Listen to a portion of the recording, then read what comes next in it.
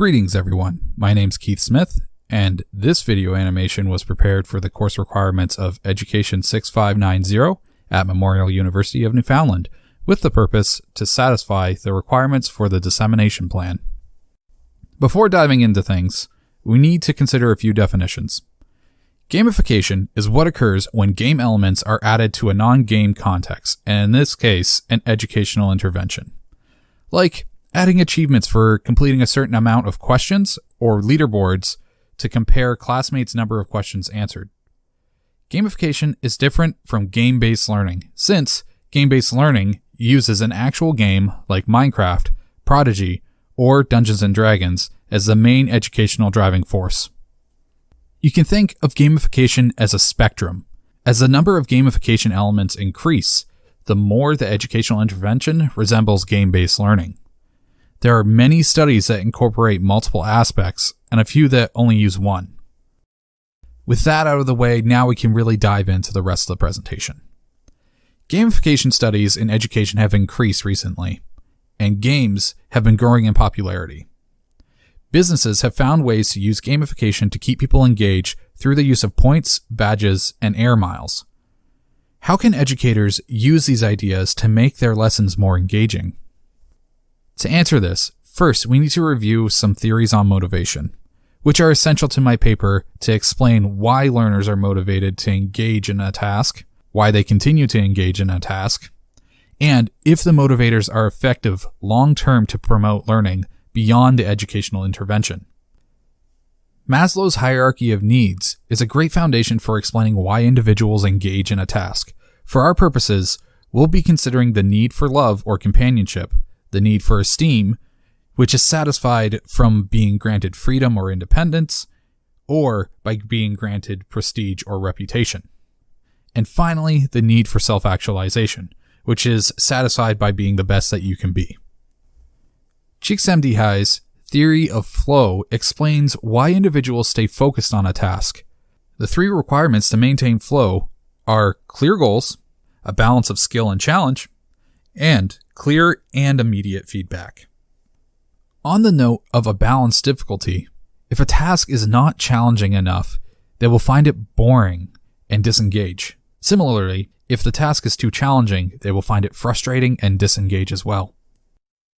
Extrinsic motivation is where an individual engages in an activity expecting some payment or reward, or to make an impression on others, or to avoid some form of punishment. Intrinsic motivation is where an individual engages in an activity out of enjoyment, or because they feel responsible, or internally obligated to do so. Extrinsic motivators can positively affect intrinsic motivation. Non-judging, supportive, trustworthy feedback, as well as optimal challenge have been shown to improve intrinsic motivation. For example, formative feedback has been shown to improve student self-regulatory learning. Gamified rewards. Badges and achievements are rewards that are given out to recognize either a certain level of competency or completion of a task. One study notes that there are two different models, the merit model and the progression model. The merit model extrinsically motivates students by satisfying their esteem need through acknowledgement. This model has been shown to increase an initial interest and a decrease in undesirable behavior. The progression model not only has all the same positive results as the merit model, but it has a few more promising results as well. It not only increased initial interest, but continuous motivation throughout the activities. Groening and Binwise found in their 2019 study of optimal achievements that there was a balance of difficulty needed. This led to the satisfaction of three flow conditions, which in turn increase academic performance. Conversely, Attali and Ariel Attali in 2015 found that their system of rewarding points to represent progression did not improve academic performance, but did increase response speed. But this may be due to the fact that their test counted for marks and was a mandatory test. Ultimately, the progression model is considerably more effective since it maintains motivation throughout the activity and presents some promising improvements either academically or in response speed. Leaderboards can promote competition within the class and have been found to increase time on task, leading to improved academic performance when they show the time on task or number of questions attempted. Leaderboards that show marks have actually been shown to reduce scores. Leaderboards, when used properly, satisfy all three conditions of flow, the esteem and self-actualization needs, and are the type of extrinsic motivators that promote intrinsic motivation. If you choose to use leaderboards, you shouldn't be using marks, but rather time on task, the number of questions attempted, or some other measure that doesn't necessarily reflect academic performance, but reflects the amount of practice. Story.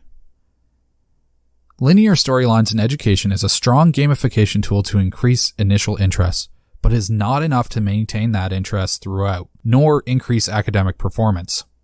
In fact, Adams, Mayer, McNamara, Koenig, and Weines found that the narrative could distract from the learning objectives. Nonlinear story narrative in education has been shown to increase and maintain engagement and allow students to accept the results of their actions more easily. However, both studies failed to note any increase in academic performance. Story could be used to spark initial interest, but from the studies conducted, you shouldn't expect any academic improvements since it was never noted. Linear story has been found to distract from learning objectives, but these particular linear story studies also noted that the narrative was unrelated to the learning context and thus distracting. Characters. One study found that player characters could be used in a variety of ways. Bauman in 2015 notes that players can bleed in their real-life experiences and bleed out their game experiences into their real life. Zalka in 2016 found that student knowledge would help with their role-playing games to solve mythological challenges. Leveling mechanics can reflect student performance. This, according to Chen, Chow, Zhu, and Teng in 2013, enhance student motivation, attention, and satisfaction. Non-player characters, or NPCs, can be used in place of playable characters, either to promote competition or cooperation to balance the difficulty, which can both promote intrinsic motivation and flow state. Concluding thoughts. Some considerable limitations from the literature reviewed are that none of the studies examined what happened after the removal of the gamified lessons. Some other elements that are being implemented in games right now, such as randomized rewards and reward streaks, aren't examined yet. Characters in general can either balance the challenge or create bleed-in and bleed-out scenarios for cross-knowledge acquisition, but this too was lacking substantial studies.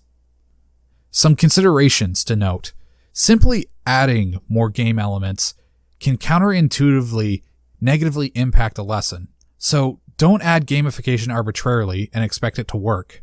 Each element should be carefully considered and examined using the motivational literature reviewed earlier to determine what need is it satisfying. Does it maintain the flow state? And does it promote intrinsic motivation? The literature review suggests that progression model achievements with a balanced difficulty and leaderboards not representing marks are most effective. Narrative is also great for sparking initial interest, but don't make it too distracting from or unrelated to the learning objectives. Before I go, I want to say sorry about my pronunciation of some of the names mentioned in this video. If you have a comment or question, please feel free to post them in the comment section down below, or tell me what you think about gamification in education.